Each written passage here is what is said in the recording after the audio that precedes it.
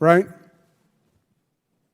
Gentleman yields back. I now recognize Ms. Greene from Georgia for 5 minutes of questions. Thank you, Mr. Chairman. Mr. Cuomo, I'd like to remind you that you're under oath. You've said a lot today. In your opening statement, you attacked President Trump and his response. I'd also like to remind you of statements that you've said. On April 13th of 2020 on the Howard Stern Show, you said, and I quote, "Trump has delivered for New York." He has. And then you talked about Trump sending the ship, the comfort ship. Mind you that the comfort ship was sent to New York on March 30th of 2020. That was just a few days after you signed the directive to put COVID-19 patients into nursing homes on March 25th, which led to murdering people's parents, grandparents, and great-grandparents. Yes, murdering them. Today you said, and I'll quote you, you said that high deaths in nursing homes is a conspiracy theory. Would you like to turn to the people here in this room today whose mothers died and their fathers died in these nursing homes and call them conspiracy theorists? Do you have the audacity to do that, Mr. I never Cuomo? said that, Congresswoman. You said that today. You're under oath. I never said video. There's video of all of your words today. I never You can said be fact checked. We'll do that when this is over. Yeah. You also blamed staff for spreading COVID in nursing homes, not COVID patients. You blamed the staff. But yet on March 25th, I didn't ask you a question. I'm talking to you. On March 25th, you signed a directive to put COVID-19 patients into nursing homes. On March 30th, President Trump sent the comfort ship, and you did not put COVID patients in the comfort ship. You didn't send them to the Javits Medical Center that President Trump had built, which was a field hospital. You didn't send them there. You put them in nursing homes, which is murder. No, that's murdering people. I'm saying that right now, and I'm also saying what a lot of people believe what your actions did. Let's also talk about some other things that you've done. Mr. Cuomo,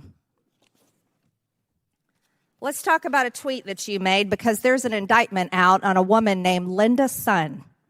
Linda Sun, and I'll read this indictment. It says on April 4th, politician number one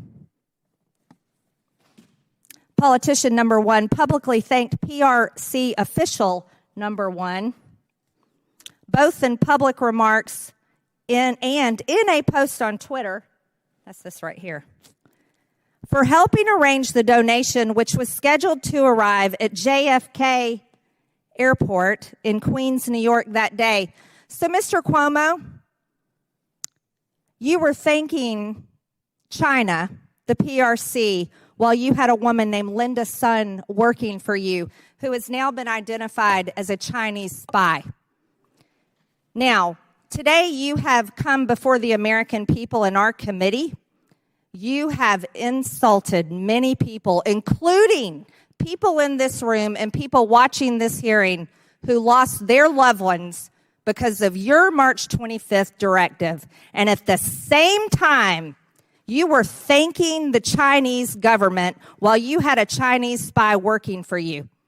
So, Mr. Cuomo, I've read a lot about you, including the fact that 13 women that work for you accused you of sexually inappropriate behavior, which, thanks to the Democrat DOJ, helped you out of that.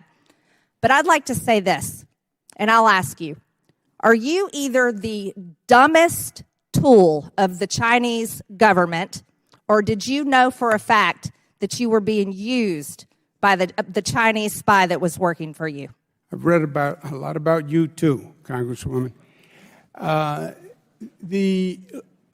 think this is a very serious matter. It is serious. That's right. She was a junior member in my team. I wouldn't recognize her if she was in this room today.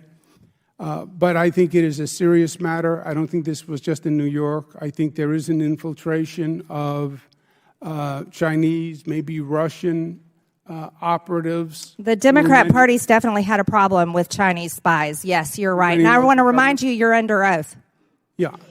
And I think it's a serious issue, and I think the federal government and the state government should work together on it. The state government doesn't really have the ability to do the international reconnaissance, but the federal government does, and I think they should work together to make sure they're doing the best they can to do the vetting.